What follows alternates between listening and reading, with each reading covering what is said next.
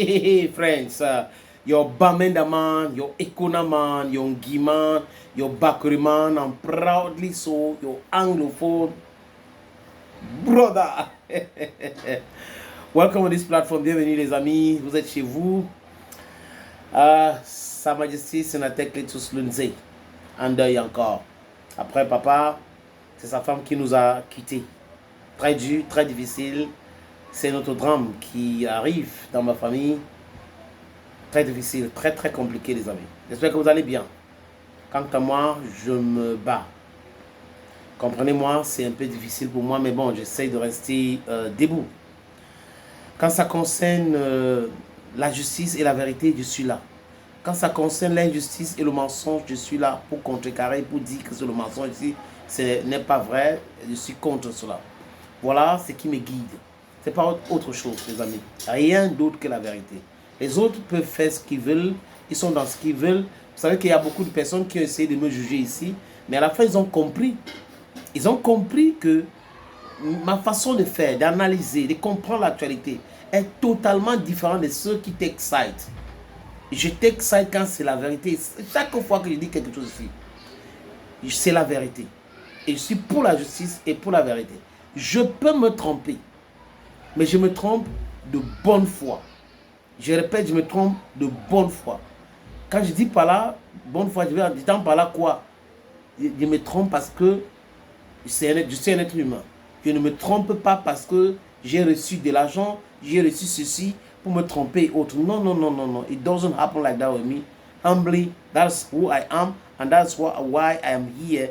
And I've always been like that from day one when I was giving birth to in Ekona Mbenge, the Ekona General, Ekona Yard Hospital. C'était un mardi. Les amis, Mark Brice est un menteur et un manipulateur, un farceur. Ce n'est pas un professionnel.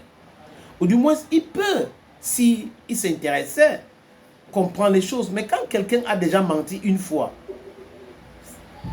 sachez que cette personne peut toujours mentir. C'est le cas de ce monsieur. Quand la FECAFOOT lui demande de faire la liste pour African Week au Maroc, qu'est-ce que Mark Brice dit? Que la FECAFOOT s'est pris en retard. Voilà ce que ce monsieur a dit. Hein. C'est pris en retard. Vraiment, ce n'est pas comme ça se passe. Et on a vu des idiots qu'on donne les 5 000, les 10 000 pour saquer l'image de la FECAFOOT et Samuel Eto'o fils. On commence à prendre la parole. Mark Brice a raison. Même quand il débite les insanités, il a toujours raison. Même quand il insulte les journalistes, il a raison.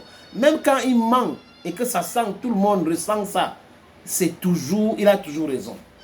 C'est les mêmes gens, les amis, qui soutiennent la forfaiture qui s'est passée au niveau de Olembe. C'est les mêmes gens qui refusent de parler des 226 milliards que le Cameroun va perdre à cause de la stupidité de certaines personnes. On retire le contrat de façon illégale à Pissini et à McGill. Et ils demandent réparation, ils sont allés au tribunal, on a perdu. Les gens là, ils ne vont jamais parler de ces informations-là. Et ils prétendent être des grands professionnels. Donc, dites que vous êtes spécialiste des noircissements de l'image de Eto'o et de la FECAFOOT pour des raisons que personne n'ignore. Parce que vous recevez à l'époque 500 000 chaque semaine, 150 000 pour certaines par rapport à leur audience, pour se taire, pour essayer de blanchir. Mais aujourd'hui, c'est différent. C'est différent pourquoi? Parce que les réseaux sociaux ont pignon sur rue.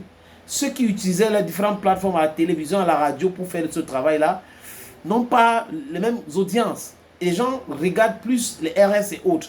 Donc aujourd'hui, ils ont vu les taplokas, on a introduit le sable dans les taplokas et c'est compliqué pour eux aujourd'hui, les amis. Certains ont décidé de s'aligner. Mark Brice manque comme il respire. Pourquoi je le dis? Je vous ai expliqué en première partie. En deuxième partie, ce monsieur a pensé qu'il était toujours dans ce truc-là, on devait le soutenir. Il s'est rendu compte à la dernière minute que Eto'o avait déjà décidé de le chasser. Il dit de le chasser. Et le message est allé chez moi, le combi. Il a eu peur. Je répète, moi, le combi a paniqué. Moi, le combi a paniqué. Et Dieu sait, qui est derrière la dernière liste de Marc Brice. Parce que je vous ai dit ici, il ne regarde pas le championnat. Il ne travaille pas en étroite collaboration avec Tongo Pilet ou David Pagou, ni Carlos Kameni. Donc, comment est-ce qu'il peut détecter les joueurs locaux? 4. Comment? Si ce n'est pas des gens qui ont envoyé des noms, après on a écrit, on a envoyé rapidement à la Fédération camerounaise de football. Africa Week va se dérouler. Et pourquoi je vous parle de la fuite? La fuite en avant de Marc Brice. Marc Brice explique qu'il n'a pas eu assez de temps pour discuter avec ses joueurs. Mais vous n'avez pas eu assez de temps pour discuter avec votre joueur ou vos joueurs. Mais vous pouvez les appeler pour savoir s'ils sont disponibles ou pas. Donc, Marc Brice a envoyé des gens, c'est-à-dire qu'il a convoqué des gens qui ne convoquent pas généralement. Il a laissé Zambo Anguissa se reposer, Carlos Baleba se reposer, Brian Beme se reposer, André Onana qui est actuellement au Cameroun. Il est actuellement au Cameroun. Il se balade au Cameroun. Se reposer. Donc, vous comprenez quoi dans ça? On est dans la manipulation. Et quand vous regardez très bien, André Onana a été le seul qui était en compétition européenne. Il a joué l'Europa League, la finale où il a perdu. Il n'y a rien contre ça, il peut perdre, comme il peut gagner. Ça peut arriver.